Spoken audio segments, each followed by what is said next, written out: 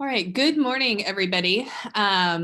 So I'm about to stop sharing my screen, but if those of you that just joined us, if you wanted to go ahead and put in the chat, if you remember back in high school, what was the biggest pressures that you faced, and if you could remember the sources of those pressures. So I'm going to stop sharing. And good morning, like I just said. Welcome. Our topic today is academic peer pressure. This is actually a topic, this is my third year of doing these parent meetings, and this is a topic that we've done every year. I think it's one of Yvonne and my favorite. It's something that constantly comes up. It's something that as parents, both she and I have dealt with our own children.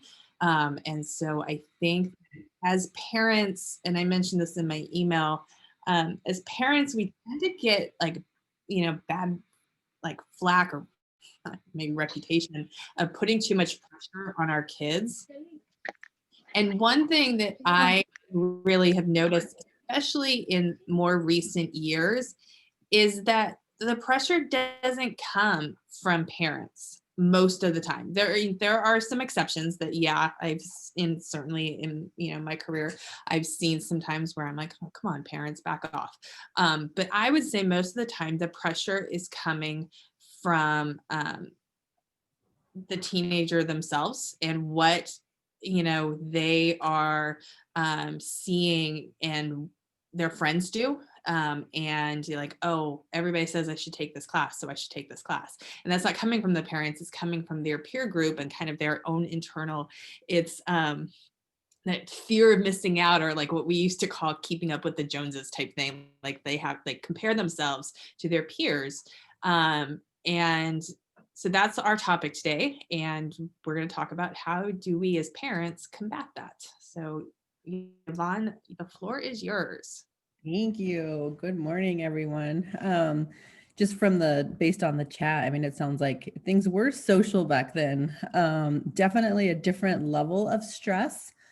And I agree with Jenny, and it's not parent pressure. I'll be totally honest, when I came over to Piedmont, that was my thought. And that was kind of the reputation that I had of oh, these kids who are getting really pushed by their parents to go to Berkeley and all these things. And I was like, oh gosh, I was used to working with kids that were in gangs and pregnant and on drugs. And so I'm like, okay, what is this going to be all about? And when I got here, I realized, oh, that's not the case at all. There is so much pressure amongst the kids themselves, to the point that, I'm inundated with referrals for breakdown and anxiety and, suicidal ideation. And a lot of that comes from the academic pressure that they're feeling. Back in my day, I graduated from high school back in 1996, and I went to a small private school, so there wasn't really a lot of direction about college. I'm a first generation college graduate in my family, and so my parents didn't really know how to, talk to me about college. I never saw a guidance counselor. I literally, probably the couple weeks before graduation, thought, oh, I should probably put an application somewhere. The only reason I knew about college was because I had gotten scouted to play softball. And I was like, oh, people pay for college and need to go. It was nothing that I had, had even thought about. So it just wasn't the direction that I thought I would go. I went to a little Christian school. So it was like, oh, I'm either going to be like a pastor's wife or a stay-at-home mom. That was kind of my mentality. So this for me is just totally different. I'm kind of torn because, as I've said before, my son is a senior this year. And I had no idea the challenges that he's going through now as a senior. And over the October break, he and I did a 15 college road trip down towards Southern California. And what was so heartbreaking to me is that he's a decent student, he maybe 3.4, 3.5, not terrible at all. But as we're going down to Southern California and I'm looking at freshman profiles and acceptance rates, I'm feeling like, oof, I don't want to get him excited about these schools because he's not going to be able to go next year, right? He's going to have to go to junior college or, community college or whatever. And I felt bad. And it was interesting because I've always kind of prided myself in like, I want my kid to be super happy first and have a social life and do fun things. And then we'll worry about school. And I want him to be happy. But suddenly I had this like, oh my gosh, I totally shortchanged him. I should have talked to him more about college. I should have taken him on this trip freshman year.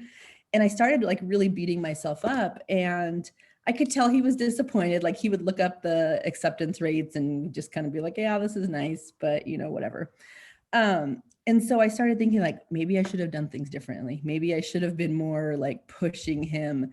And then to like kind of validate that, he was kind of acting strange. I'm like, what is wrong with him? And I realized that he was projecting the anger of not doing better than he did onto me. Like, even when I was little, I did my homework by myself. And, you never talked to me about that I could, go to these schools if I did better. And it was like, I just took it because I knew he needed a place to express that anger. And then I started, kind of doubting myself of like, ooh, like I messed this up for him. Now he's going to have to do this and that. And then I had to like really pause and say, as parents, we do the best that we can. We do the best with the information that we know. And then I thought about it. I'm like, either way, he would have been mad at me, right? If I pressed him too much, he would have been mad. I didn't press him enough and he's still mad. So it's like, I think everyone has to go through their own experience with it. But so there was that opposite side. I wasn't feeling guilty for being that pressure mom, but I was feeling guilty for not being that. And so I don't know if any of you have been on that end of like not pressing too hard and then to actually see the disappointment on his face. I'm not an academic counselor. I don't know a lot, but I did learn a lot over those weeks. And we go down to UCLA and it's like a 14% acceptance rate, right? There's like something like 90,000 applications a year, like 13,000 get in. And of the 63% of the kids that are enrolled there, or of the 100% of the kids that are enrolled there, 63% of them have at least a 3.94.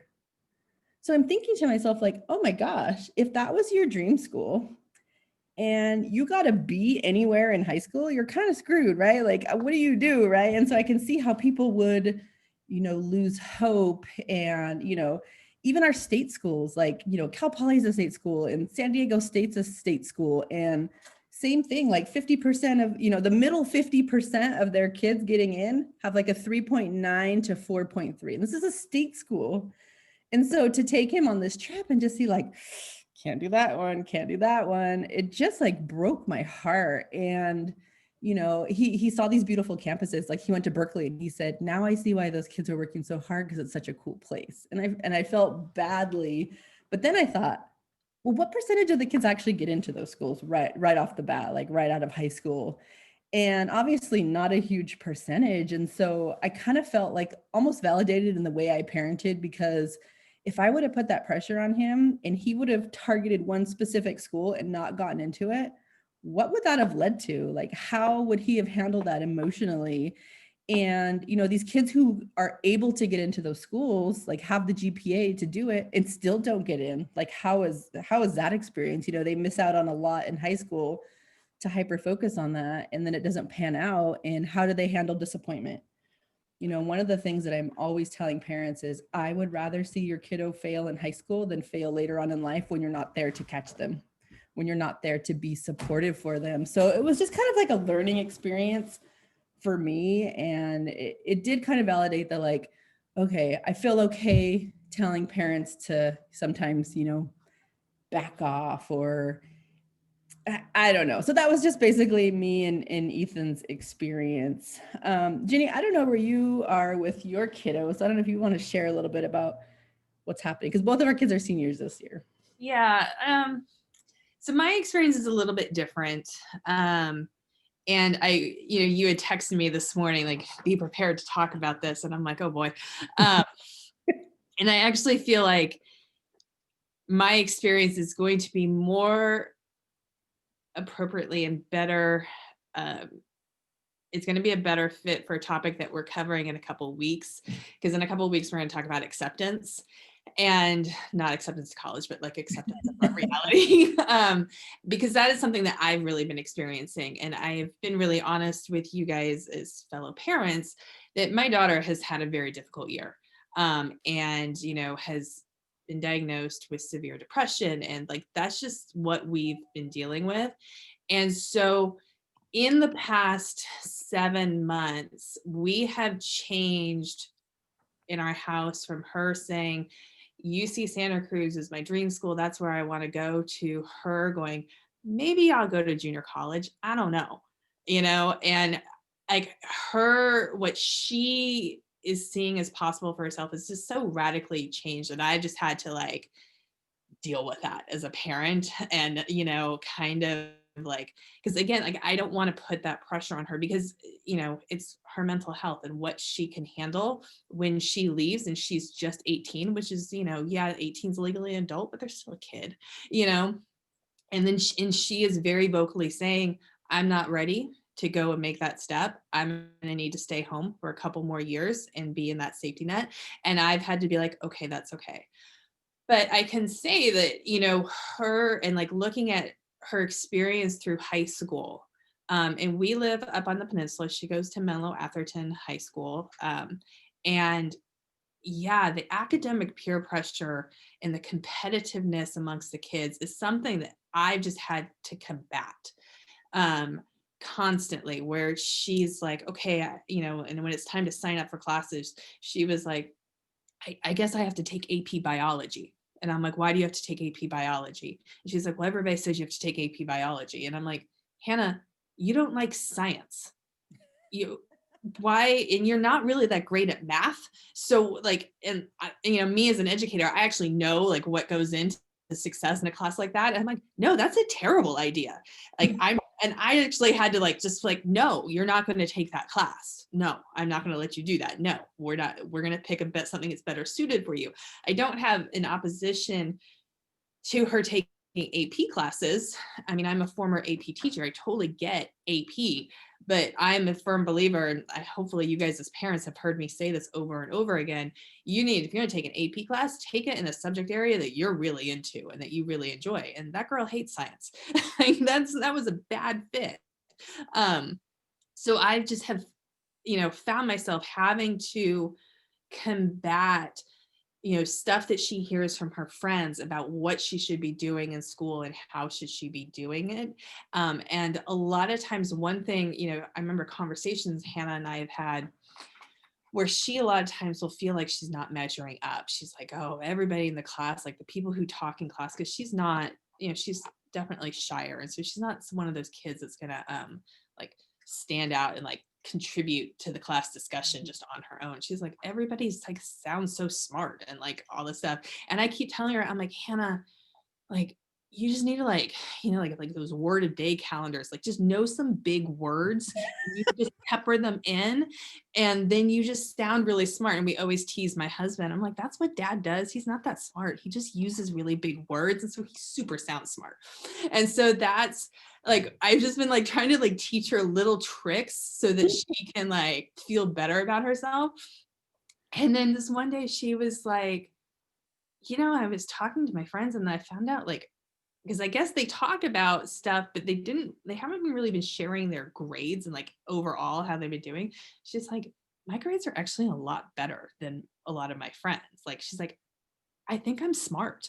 And I'm like, yes, I know you are. But like, there's this competitiveness where they just compare themselves. And I think they just internally like, I think it comes back to a self-esteem thing. And I don't know, when we talk about social media and those like pressures and like what they're comparing themselves to. But that's what I've been finding myself as a parent combating a lot.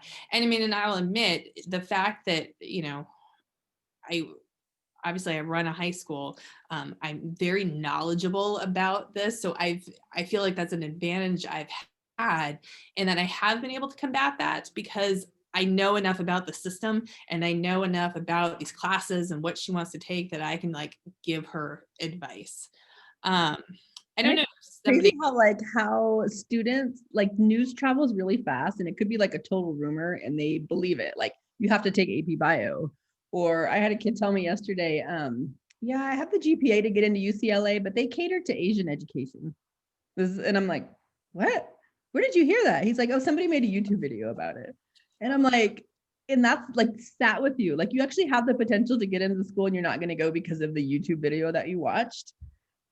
Or, you know, I want to be an engineer, but I didn't get to take the final calculus level at school. So I'm going to have to switch majors. Like who tells you these things, right? Or I had a girl a couple of weeks back that didn't get into the National Honor Society. So thought that she was going to have to go to community. And this girl's like a 4.0, right? And I'm like, who told you that? And she said, well, a girl on my softball team back freshman year said that she got into it and now she, you know, the sky's the limit for her.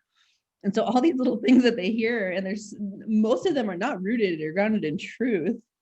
And then your whole life is like riding on that sentiment, right? And it's like, holy cow. So sorry to interrupt you. I was just thinking of that, like, yeah, she has to take AP Bio. Why? Because they said, like, who? Right. You know, and I think that, and I feel for parents, this is actually why, you know, this is, I think, such an important topic for us to talk about parents, is to help all of you guys as parents, like to know, because, you know, the girl you're talking about who heard that from her softball teammate years ago, she may have come home and told her parents, like, well, this is what I need to do. And so then parents that don't necessarily know, they get that in their idea too, like, oh, well, that's what you have to do. And so then there's that too. So I like this comment that Virginia put in. I believe that there's also pressures as a parent when trying to compare to other parents, but each family is different and different things work for different families. Virginia, I don't know if you want to unmute yourself and talk about that a little bit. Yeah, I found it very interesting because Yvonne shared her story. And then she, you know, called you out and to share your story, and your stories are so different. But many parents don't understand like the background behind it, how you guys are so different. Why are you not trying, you know, why didn't you try what she tried? Why didn't she try what you tried? You know, and I think that also causes a lot of just pressures with the parents. I know, like in my view, a lot of people, I'm not really like pressuring my son to go to college or think about college because I want him to focus on now. But I'm on him about, let's get through this year, you know, and I tell him, we're going to focus on college once we get there. I went to junior college and then I went on to the university at, you know, now. So it's something that you can do. It can, you know, be done at any time. I'm not going to pressure you, but I want you to focus on doing good now. So I feel like I'm preparing him without him knowing by just focusing on now. And as long as, you know, he's getting the A's and B's that he needs, but later on, you know, at the end senior year, he'll be like, gosh, I do have the grade point average to, you know, go here. If that's something that he decides to do, because as of right now, you know, all these kids think that they can become big on YouTube. You know, Right. oh, he became a millionaire. So am I, you know, that's what I want to do. They don't realize that that's not going to happen for everybody. So eventually they will need to think about what they're going to do. And so right now I'm not pressuring him to, oh, you got to think about going to college. You know, I'm leaving it up to him, also hoping that it doesn't put too much pressure on, you know, him. I know I come from, well, I'm in the Palo Alto area a lot and having to deal with a lot of the suicide rates and stuff because these kids are under so much pressure and using the train, you know, to do that. It's just, it's horrible. And I can't imagine pushing my child that far for, you know, academic success. And it happens. I mean, I see it so often. I mean, I have kids, you know, who are hospitalized and, you know, of course that's the most extreme, but even for the ones that are not feeling the pressure to that level, I mean, the impacts on health and, you know, relationships with family and just, you know, overall feelings of well-being and kids who can't even tell me what they like to do for fun because they don't have time for that, or, you know, all these things. And when I first saw your comment, Virginia, about like parenting, I thought, you know, there's some parents, like all of our children are different. For those who have multiple kids, like I have, you know, my senior does okay.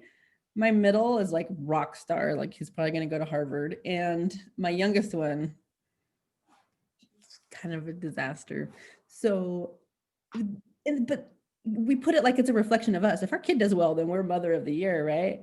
Well, I think I'm doing the best I can. And I have 3 different levels of, scholars in my house. And it really is not anything to do with me as much as it is who they are and, these things. And so I think it's so important to not, kind of own that. Like, it really is a reflection. Like, it's fun to talk about my kid who's doing well. Oh yeah, my middle one was student of the month last month or whatever. And I was like telling all my family, but my other one got like a D and I wasn't like calling everyone, right? I was like, like, we need to like, don't tell your grandma, we'll get the grade up, right? Like, so it's also that, it's that pressure of, I look like a bad parent if my kid's doing bad in school. Like, I need to get it together, rather than, hey, this is where my kiddo is right now.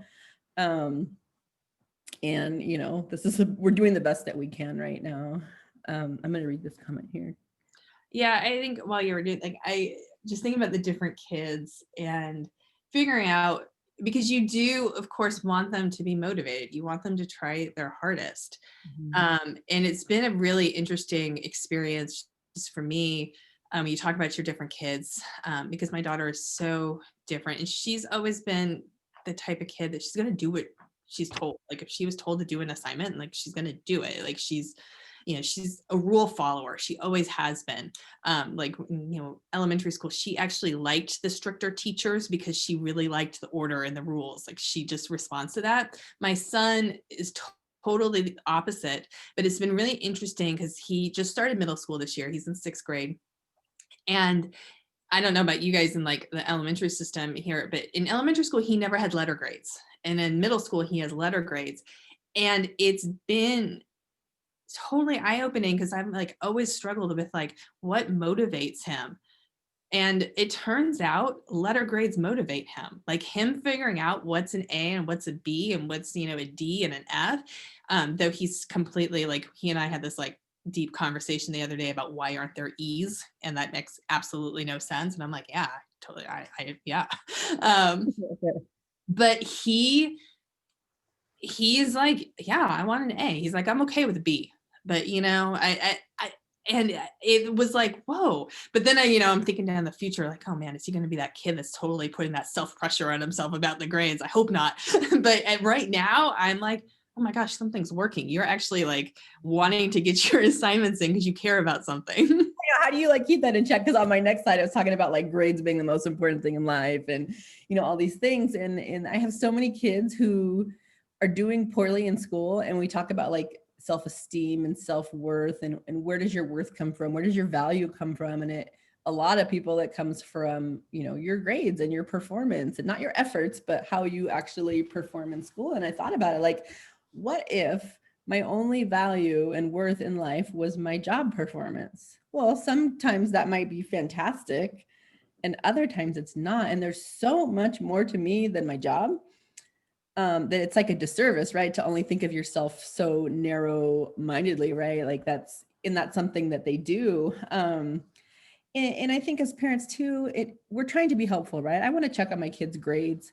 And I thought to myself, if I checked on the mental status, emotional status, social status of my kids the way that I do their grades, what would that look like? If there was a school loop that measured their emotions and their, it would probably look really annoying if I was like, hey, how you doing today? Are you happy? How are things going with your friends? Like, it would be constant. And so like, from that perspective, I'm like, that's excessive, right? That would be excessive for me to ask my kid 10 times a day, like how they're feeling. But for whatever reason, I felt like that was okay to do in regards to school, and kind of, trying to micromanage that. And so, it's like, I have 3 kids. So like the first one, I'm like, oh, I messed that one up. I'm gonna try to, and so I'm really trying with my younger 2 to like praise the effort and not just the outcome. And, because I think what happens is when you are only praised for the outcome, people are less likely to take risks, right? Because you don't want to fail. And I want my kids to experience more and have like new experiences and challenge themselves without that fear of failure. I tell people all the time, like, I didn't go to Harvard. I went to San Jose State and I went to Colorado State, and they're not Ivy League schools, but I'm really happy with my life. And you can be happy with your life regardless of where you go. I have a little brief exercise for you. And it was kind of funny because when I did that road trip, there were some CSUs I didn't even know existed. So you don't have to get a paper, but what I want you to do is I want you to take a couple minutes and I want you to name 20 four-year universities in California. So I'm going to give you like 2 or 3 minutes to do that. And you can write them or.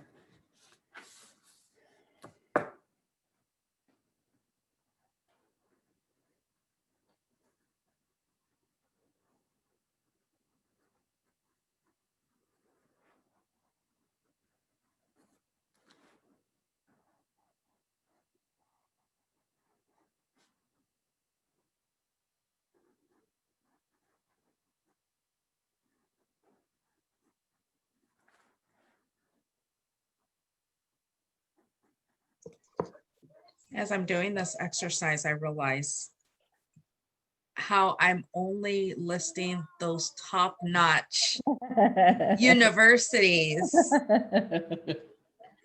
that are probably the most difficult to get into, most well-known. And they can be private schools, state schools. Whatever.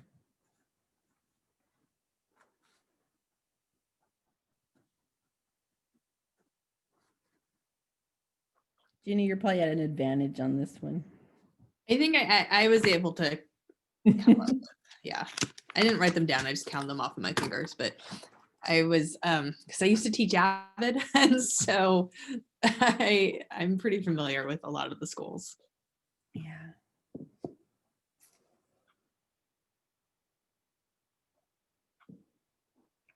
Like I had no idea there was a CSU Channel Islands.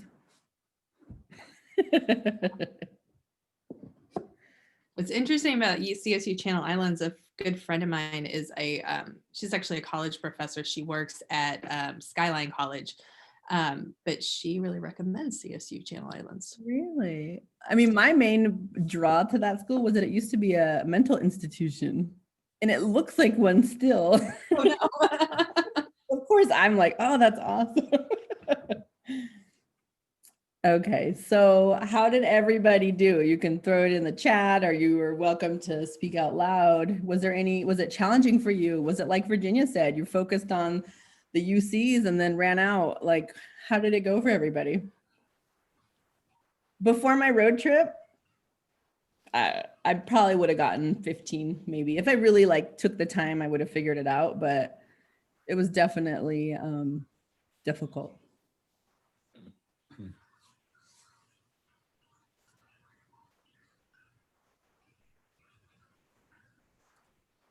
I think what's really another like level to this exercise is if you list like the top ones that you know at this point in your kiddo's career, what is the likelihood they can go there straight from high school? And it, you know, my son over the course of this trip has really focused on one school that I didn't even know existed again, and it's CSU Fullerton. They have a business program he's looked into and he's really interested in it. And it's 6 minutes from Disneyland, which is the big sell. And I said, oh, that's so cool. I'll wear like a CSU mom. He's like, you only wear those for UCs, is what he said.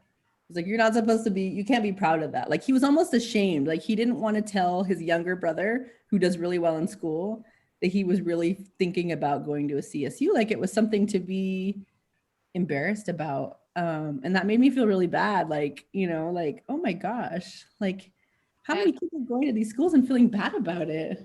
That's something that, you know, and I like my daughter's high school and like stuff that she hears from her peers, and she made a comment to me like, well, aren't the CSUs bad schools? And I'm like, don't you listen to those rich white kids at your school. No, stop it. Don't believe it. Just stop. Those are very good schools. Stop it. I'm so mad. Well, Connie got 19 schools and Amy got 12 and Virginia got 9, and that's pretty good. You know, and I would challenge you to ask your kids, like, you know, what colleges are you, you know, how many do they know exist? Because I know the ones they talk about, you know, I hear Berkeley, I hear Davis, I hear UCLA, I hear all these things. I've never heard anybody say like, I would love to go to CSU San Marcos. or, whatever other school there is. Like my son, his backup plan is San Jose State. And I'm like, that's a really good school. Like I really learned a lot there. And that's where I got my master's degree. And then I'm like, gosh, his dad went to San Jose State, and then he went to Syracuse, and then he went to Santa Clara. And my son asked him, like, is that embarrassing that you have San Jose State on there too? And my husband's like, where did you even come up with that? And we're kind of like talking about like, are we paying for their college and all these things? And I told my husband, I just want them to do what they want to do. Like, I know that my career is not like the most lucrative in the whole world, but I like absolutely love it. And I want that for them.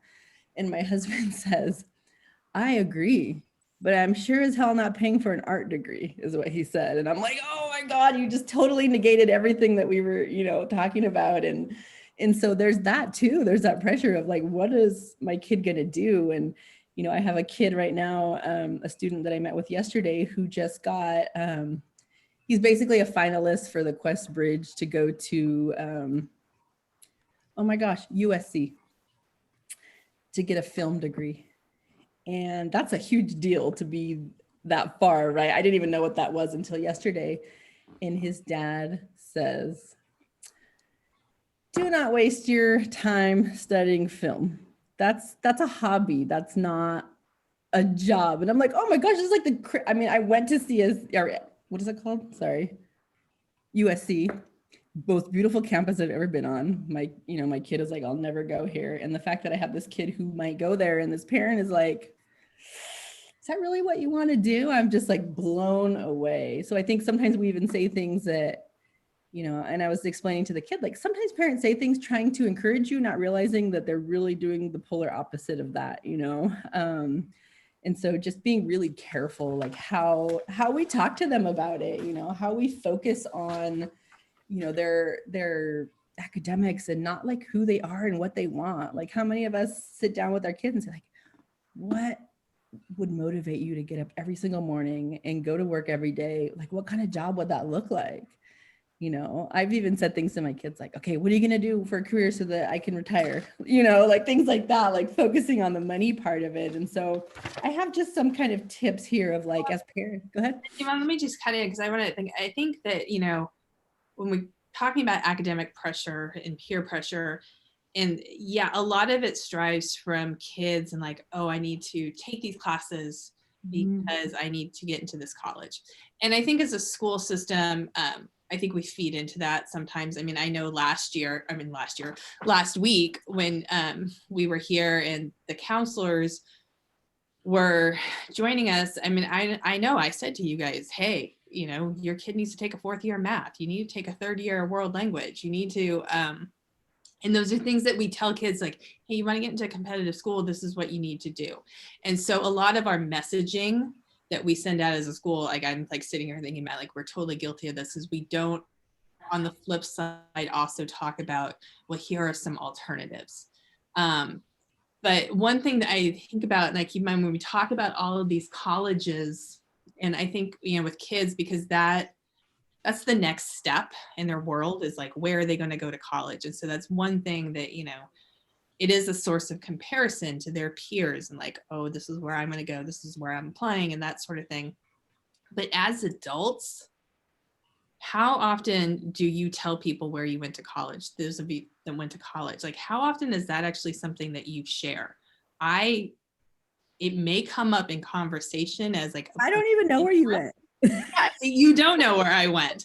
And, and so it's not something that actually comes up all that. It is never something that has made, and I can be completely honest, where I went to college, it mattered, especially because I went to education. So I had to have a college degree. So that's what mattered. I graduated from college. Where I went to college has never made a difference. The only time I ever hear like the focus, the emphasis on it is like if you're a doctor or like my husband, like they make a big deal of where you got your MBA or whatever. Outside of that, it's like, I know Ms. Pereira went to San Francisco State, I think, but actually I don't know where anybody else went. It doesn't really matter. Yeah, but if you know, it's probably because you've had a conversation like more like of like personal interest, like, oh, this is a fact about me. It doesn't have anything to do with your job. And so I think that that's something like when we're talking to our kids, and yeah, college may be a big deal, and okay, they want to go to a good college, and I get that. I totally get it. I think it's more important about like them going to where it's a good fit for them. But one thing to keep in mind is like think about like in the end, actually graduating from college is probably what's going to be most important, um, rather than where they actually went. So you said you had a checklist or something, Yvonne. Oh yeah. No, it's just basically like how do as parents we help? But I'm just seeing a thing pop up right here. Just seeing Bonnie says I get a lot of emails from school about my daughter's grades. I don't know if the kids get weekly reminders too, but it's seems to make a hyper focus on grades. Absolutely.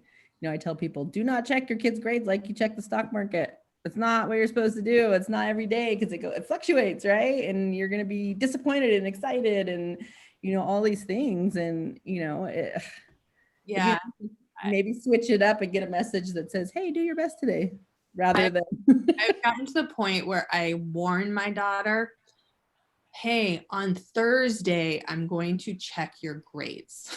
So, and I'll give her a couple days. So I'm like, so if you've got any missing work or anything that you need to like, that's when I'm going to check. So, And at the end of the day, it's like, you're darned if you do, you're darned if you don't. If I check too much, she's mad at me. If I don't check at all, it's because I don't believe in him. Like we can't win, right? It's just like, oh. So this is just a couple little tips about like, you know, how parents can help their teens who are already under that pressure.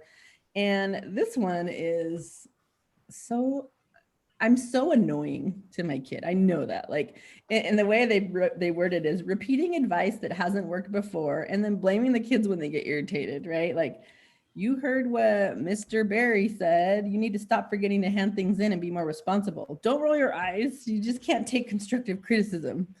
Literally, when we talk to our kids about this, they are shut out. We are shut out. They are not listening to us. I think about like, gosh, my blood pressure probably spikes when I do that. Like, what is the benefit? I've done this 50 times and it doesn't make any difference at all. So why do I continue to do it? And so I think one of the things I've been trying to do is to assume that he wants good for himself as well, right? I'm not the only one that wants him to do well. And it's been an actual experience because I just assumed he was going to go to community college. I didn't know that he thought about this. And so when we did that little road trip, it opened his eyes to this whole world of possibility, and to see him intrinsically motivated, not because I'm yelling at him, but because he thinks it would be cool to have all these experiences. And now he wants to get a business degree like his dad, and has been awesome to watch. And that's nothing to do with me, right? I just kind of had to wait. And some of these kids are going to be more proactive earlier in the game and some later. I mean, applications are almost due.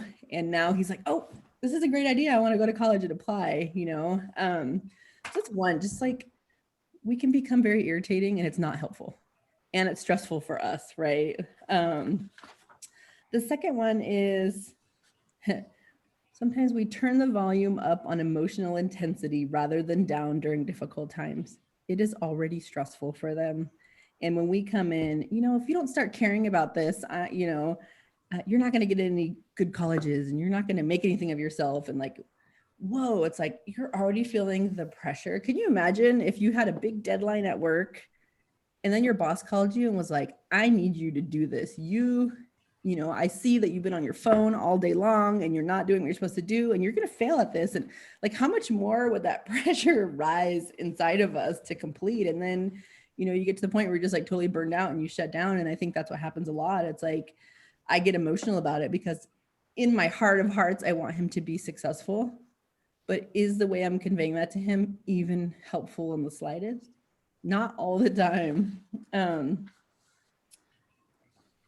other one is, and this one's really important in my line of work, it says misdiagnosing apparent lack of effort as laziness, and an overfocus on performance and grades. And I talked a little bit about that, about, you know, praising effort and not just the outcome. But I think a lot of times we have kids who, I had a kiddo yesterday again who was like, I don't know why I'm just so lazy. And I did a full assessment. I do something that's a PHQ-9. It's basically like a depression screening. And this kid was off the charts. And so the way that he was interpreting that was, I'm so lazy, I can't even get out of bed to finish my assignments. And that was the language he was hearing from home of like, you are so lazy, get up, just do it. And then come to find out this kid is severely depressed. So being careful to know the source of the behaviors, if they're having a hard time being motivated, it could be something deeper than just them, playing too many video games. When people tell me that their kids play a lot of video games, sometimes it's just video games, but other times it could be a wonderful distraction for kids who are not, feeling their best. So I always like to kind of weed out what's what, because it could be a variety of things. This next one is so me. It's just poor timing of conversations. When is a good time to talk to your kids about school? Probably not when they're in the middle of their homework, already feeling stressed out. Probably not when they're playing video games with their friends. Like, how do we find a good time to communicate with our kids where we're going to have the best luck of them actually listening to us? And for me, that might be on a car ride to Starbucks, or, something that feels a little more casual so that it doesn't feel like a personal attack. And so I know as parents, sometimes it's like you see the behavior happening, so you want to address it immediately, but it's not going to be effective if it's not the right time. Yeah, I was just thinking about, because I know we in the past have given the advice that like having those conversations in the car are good for a couple of reasons. First off, your kid is trapped with you, so you've got them. Also, one thing I heard, I was listening to something once, and I was talking about when to talk to your kids and why the car is good. It's because you're both looking straight ahead and you're not actually looking at each other. And so when you're having difficult conversations, that actually normally you want to like look at each other, but it can take the pressure off because you're not looking at each other. I know it's hard right now because we're all stuck at home and we're not actually going anywhere, but maybe you like drive around, you take them on an errand or something. I'm going to add to your list, Yvonne, and give some advice about, especially as we get into the later fall, those of you that are parents of seniors, like this doesn't apply to you because your kids aren't going to be picking classes. But as we get to the time where the counselors are starting to talk to the kids about picking their classes, talk to your kids about what classes they want to take next year and ask them why. Why do they want to take that class? And kind of alarm bells, would be, well, because everybody says that's what I need to take, or like they're picking AP classes. Like ask them why they picked that AP class. And if they are answering like, well, that's just what I need to take to get into this college or that sort of thing, question that. And again, that two things can be true. It can be like, yes, that's a really good class and it will help me get into a competitive college. And I really like that subject. So great. But, if it's like, I go back to that AP bio, or if they're thinking about taking an AP English class or AP US history or something like that, and they hate history and they don't want to, because you're going to spend a lot of time reading about history and writing about history. That's not a good match. If, it's English and they hate reading, they hate writing, that's going to be a lot of torture. And so there's better, there's better things out there. So I just really recommend you just talk to them about it and really try to steer them in the direction of taking classes that fit their personality and fit their likes and dislikes. And, I think that at the same time, we're not saying, I don't want to like say that our message is like, well, don't care about the future and don't like have goals and strive for them, because that's also important too. We talk about colleges and there's all these different colleges out there, but even, like you were saying, Yvonne, even to get to some of the CSUs, you have to have a certain GPA. There is like, there are still requirements. And so I guess my message is finding that balance. And, I see Connie's email about, or in the chat, sorry, not email, about school loops and grades and like the focus on grades. I think, yes, as a school, we do that. Our systems, though, just so you guys understand, our systems are in place for us to like set alarm bells like internally when kids are getting D's and F's. So because that's when we like, you know what, we need to do some interventions because we want kids to pass their classes, and we want kids to pass their classes with C's or better. D's are okay to get that high school diploma, but C's are what you need for it to count for college. And so we're always pushing, we want kids to get C's or better. Internally, you know, with their own, like, I want, you know, a high GPA and that sort of stuff, they may be like, oh God, I can't have a C. As a school, we're fine with C's. Like, that's fine. We care about D's and F's. So I just want to, like, when we like in like school loops doing that stuff, it's because we're monitoring to know when we have to do interventions for students that are really, really struggling. So I did want to just kind of address that. No, I love that. And I think the biggest thing is, you know, it's so easy as a parent to lecture. You know, it's so easy to, I learned this, I did this, I lived, you know, I tell my kids I didn't go to college until I was in my 30s. And so my, you know, I was kind of a late bloomer. I'm like, oh my gosh, life is so hard. And I'm giving them all these things because I really want them to do well.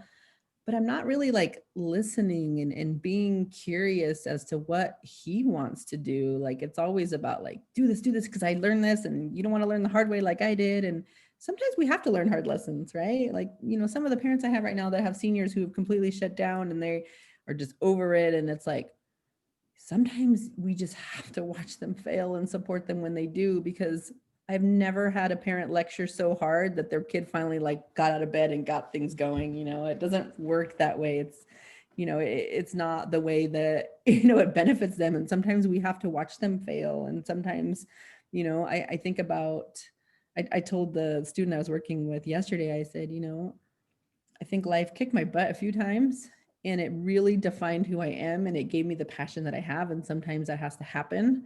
I mean, I don't wish that on anybody, but sometimes, you know, we have to learn hard lessons. I know everybody has lessons that their parents taught them that they still went out and did it and had to learn their own way. And, you know, I think that's just human nature.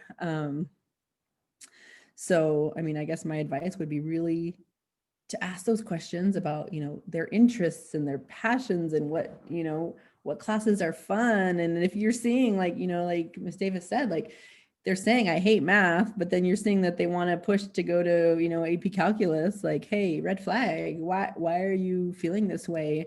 My thought of AP classes, and this could be wrong, was that it was to pursue more information about a subject that you liked.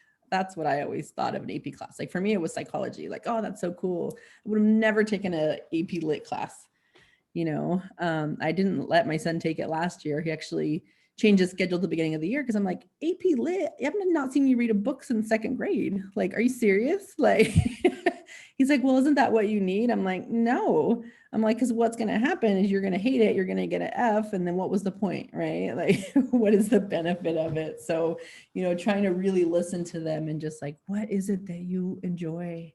Yeah, something just came up in the chat. My daughter's freshman, but she's already starting to shut down any advice.